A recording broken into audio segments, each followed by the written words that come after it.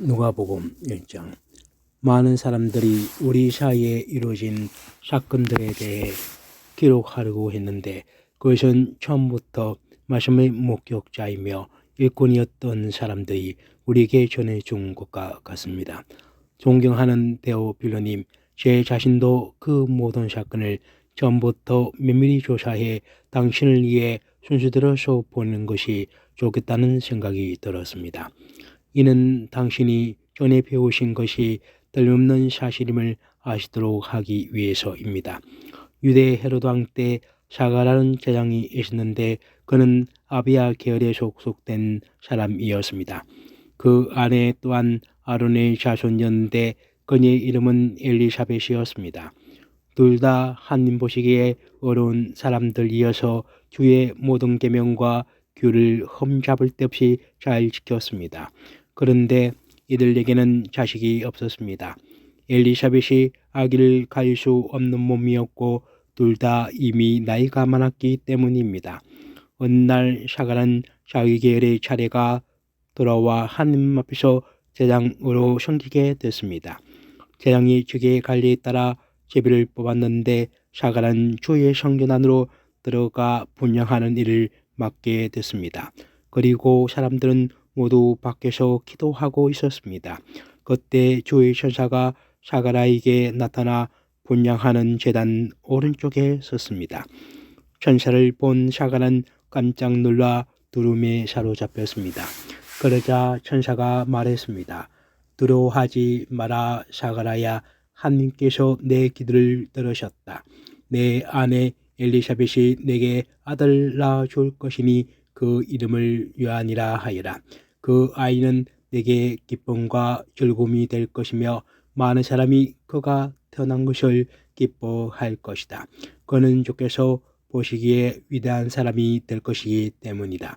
또 그 아이는 포도주나 독한 술을 마시지 않을 것이고 모태에서부터 성령으로 충만할 것이며 이스라엘의 많은 백성들을 그들의 주 하나님께 돌아오게 할 것이다. 그는 엘리야의 심령과 능력으로 주보다 먼저 와서 아버지들의 마음을 그 자녀들에게로 순종치 않는 자들 의인의 지혜로 돌아서게 할 것이다. 그래서 주를 위해 예비된 백성들을 준비할 것이다. 사가라가 천사에게 물었습니다. 제가 어떻게 이 말을 확신하겠습니까? 저는 늙었고 제 아내도 나이가 많습니다. 천사가 대답했습니다. 나는 하나님 앞에 서 있는 가버리엘이다. 이는 이 좋은 소식을 내게 말하라고 보내심을 받았다. 보아라, 너는 벙어리가 돼서 이 일이 일어날 그날까지 말을 하지 못할 것이다. 이는 내가 그 때가 되면 다 이루어질 내 말을 믿지 않았기 때문이다.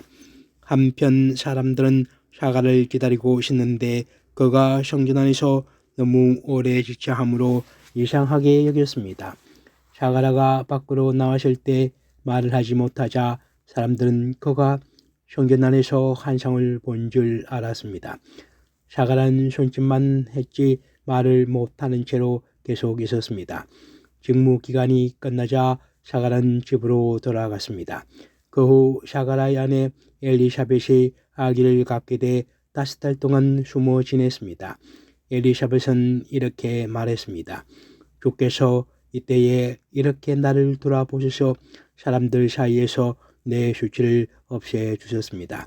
그 후 6달째에 하나님께서 천사 가브리엘을 갈릴리 나사렛 마을에 보내 한 처녀에게 가게 하셨는데 그 처녀는 다윗의 가문에 속한 요셉이라는 남자와 약혼한 마리아였습니다. 천사가 마리에게 가서 말했습니다. 기뻐하여라. 은혜를 입은 자여, 주께서 너와 함께 하신다. 천사의 말에 마리아는 당황하며 깜짝 놀라 이게 무슨 인사인가 하고 생각했습니다. 그러자 천사가 말했습니다. 두려워하지 마라. 마리아야, 내가 하나님의 은혜를 받았다. 보아라, 내가 잉태의 아들을 낳을 것이다. 그러면 그 이름을 예수라 하여라. 그는 위대한 이가 될 것이요 지극히 높으신 분의 아들이라 부를 것이다. 주 하나님께서 그에게 그 조상 다윗의 보좌를 주실 것이다. 그는 야곱의 집을 영원히 다스릴 것이며 그의 날은 결코 끝나지 않을 것이다. 마리아가 천사에게 물었습니다. 처녀인 제게 어떻게 이런 일이 있겠습니까?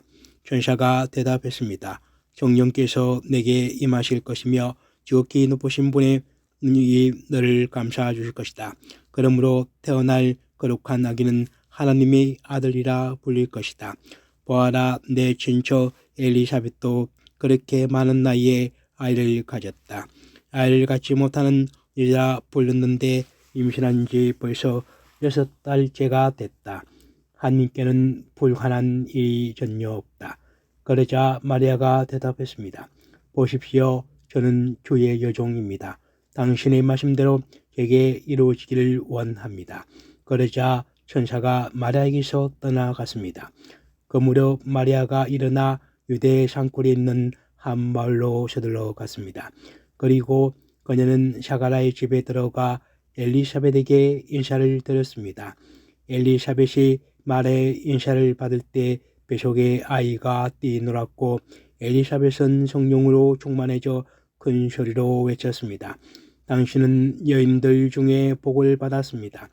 당신의 뱃속에 있는 아기도 복을 받았습니다. 내 주의 어머니께서 내게 오시다니 이게 어찌 된 일입니까?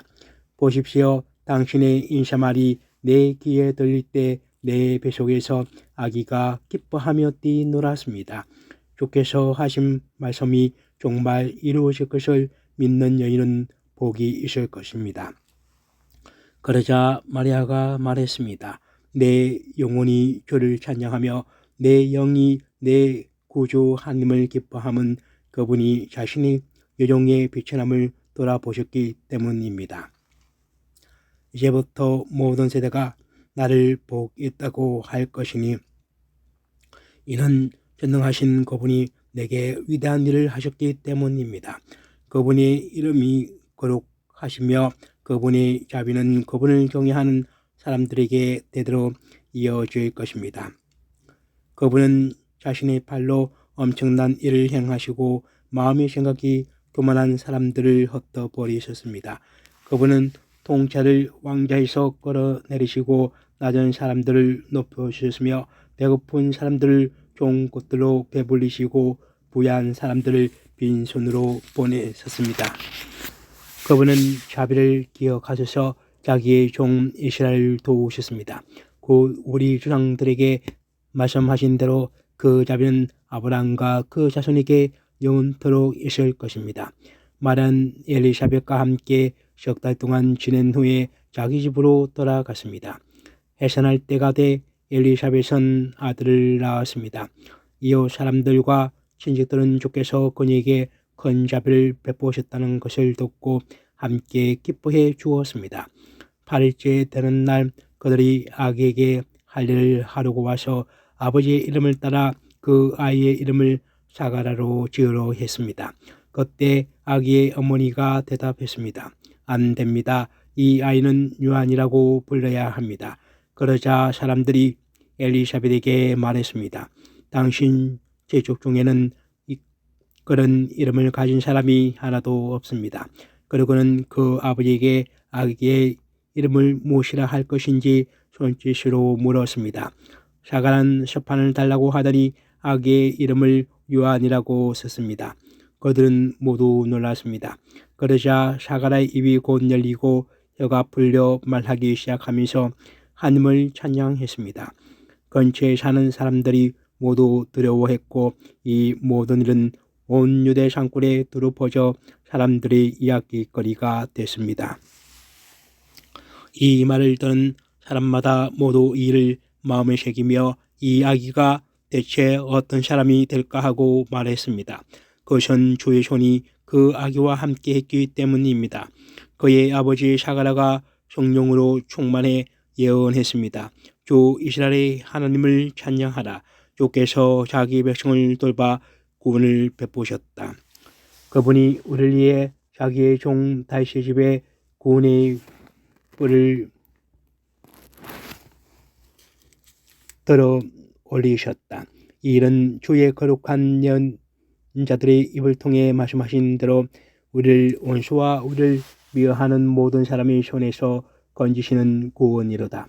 주께서 우리 조상에게 자비를 베푸셨고 자기의 거룩한 언약을 기억하셨다. 이 맹세는 우리 조상 아브라함에게 하신 것으로 우리를 원수들의 손에서 구출하사 두려움없이 주를 섬겨 우리가 주 앞에서 평생도록 거룩하고 의롭게 살도록 하셨다. 너 아기야, 너는 지극히 높으신 분의 예언자로 불릴 것이요 주보다 앞서가서 주의 길을 예비할 것이며 주의 백성에게 그들의 죄를 용서해 주어 구원의 지식을 전할 것이다. 이것은 우리 하나님의 온유하신 자비로 말미암는 것으로서 태양이 높은 곳에 떠올라 어둠과 죽음의 그늘에 앉은 우리에게 빛을 비춰 우리의